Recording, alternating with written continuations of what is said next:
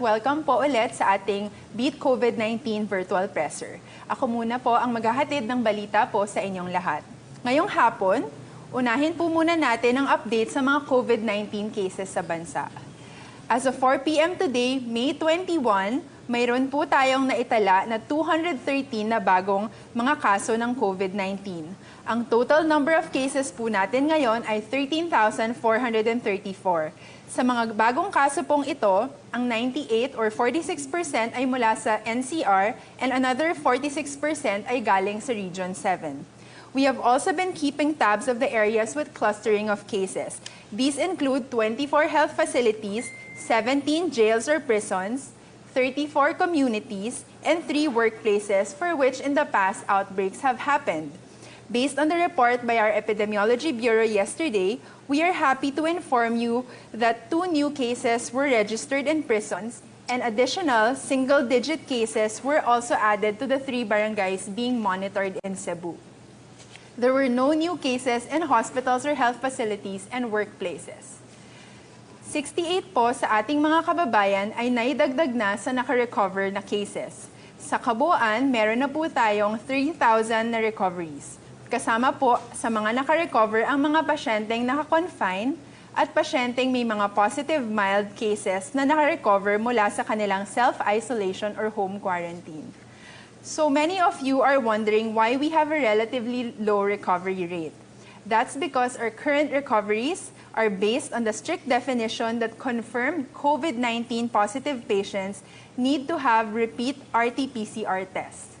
In the coming days, we hope to provide the public with the statistics of patients who have clinically recovered or are symptom-free already but did not get retested anymore, unlike those who were admitted in the hospitals.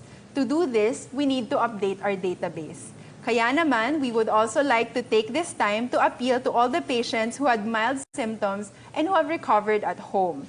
Your local epidemiology surveillance unit, that would be your LESU or CESU, City Epidemiological Surveillance Unit, or PESU, your Provincial Epidemiological Surveillance Unit, are actively reaching out to you. No? So, tinatawagan po nila kayo kung meron po kayong phone number na nakaregister sa case investigation form, so that you may be tagged as a recovered case already. So huwag po kayong matatakot kung tinawagan kayo at hiningan po kayo ng updated information.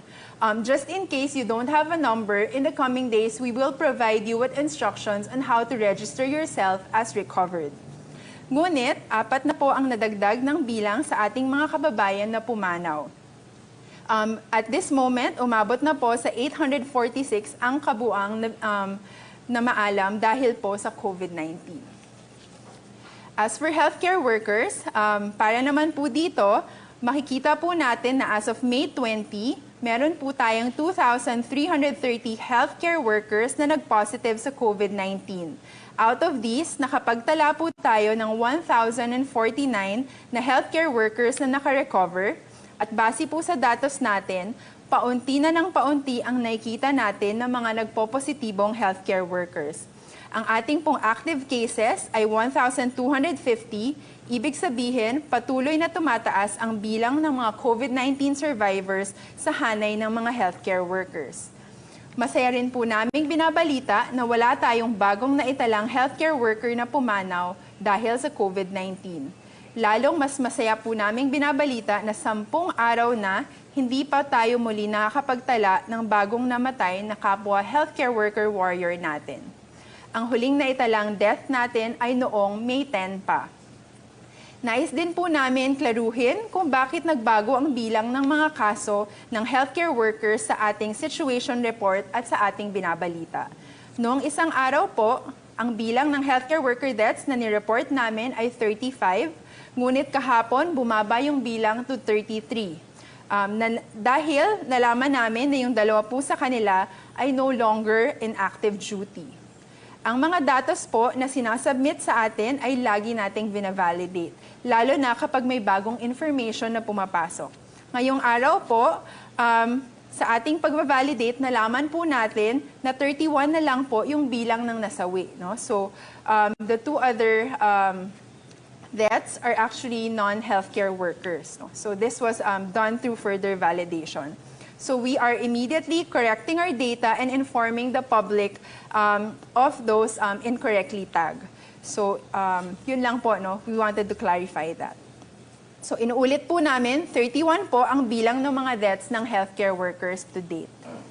Yun pong makikita natin sa graph na nasa inyong monitor naman ang patuloy na pagbaba ng bagong kaso ng COVID-19 sa ating healthcare workers mula pa April 11. Makikita din po dito ang pagbaba ng mga kaso ayon sa professions ng healthcare workers base on the onset of illness at malaking tulong po talaga dito ang strict enforcement of infection prevention and control measures ng ating mga ospital sa pagsisiguro ng kaligtasan ng mga frontline health workers. So sinasabi po natin na ito ay mix of PPEs and also of the very good work of our administrators in the hospitals to make sure that their healthcare workers are actually safe from infection. Tungkol naman po sa kapasidad ng ating health system na kinabibilangan ng mga hospital beds at mga mechanical ventilators, makikita niyo po sa inyong mga screen ang number of beds in the hospitals. As of May 20, meron po tayong 13,295 total bed capacity na dedicated po sa COVID-19 cases lamang.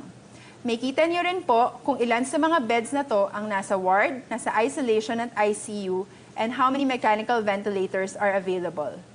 Para sa karagdagang updates, meron po tayong daily situational report released after this virtual presser.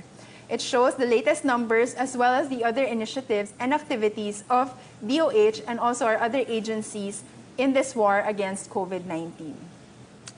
Pagdating po naman sa iba't ibang medical equipment at personal protective equipment that we continue to distribute to our hospitals and other health facilities, you can see on your screens yung kabuuang bilang ng breakdown ng naipamigay natin kahapon. Sa atin pong emergency hiring program, kahapon May 20, we have processed 184 facility requests for emergency hiring of healthcare workers and 6,546 slots na ang na-approve for hiring sa 184 na hospitals. Quarantine facilities managed by the BOQ, the Philippine Arena COVID-19 Facility, and Quezon Institute Temporary Quarantine Facility. Mayroon din po tayong 2,536 na personnel na natanggap sa hospital and quarantine facilities. Nakapag-redeploy din po tayo ng 1,129 nurses sa mga DOH at LG hospitals sa ilalim ng Nurse Deployment Program. Heto po ang mga numero ng ating mga priority facilities accepting applications. Makikita nyo po yan sa screen nyo. So we continue to encourage applicants po for all our emergency hiring programs. The country needs you at this time, no? And our health workers who are active on duty also need rest as well. So we're hoping that when you come into service, you can help them out po. Para po sa mga pagpapahusay ng ating testing capacity sa kasalukuyan po, ay meron na tayong 31 licensed laboratories sa buong bansa na nakakagawa ng PCR test. We are anticipating 89 more stage 3 and up laboratories that have pending applications. Makatulong po ang mga ito sa pagpapataas ng ating testing capacity. Ang buong listahan kasama po ang kabuuang bilang ng mga test na nagawa natin kahapon ay makikita nyo sa situation report.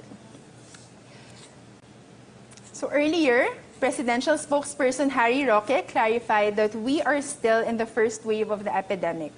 The DOH confirms that yes, we are in the first wave driven by a local community transmission.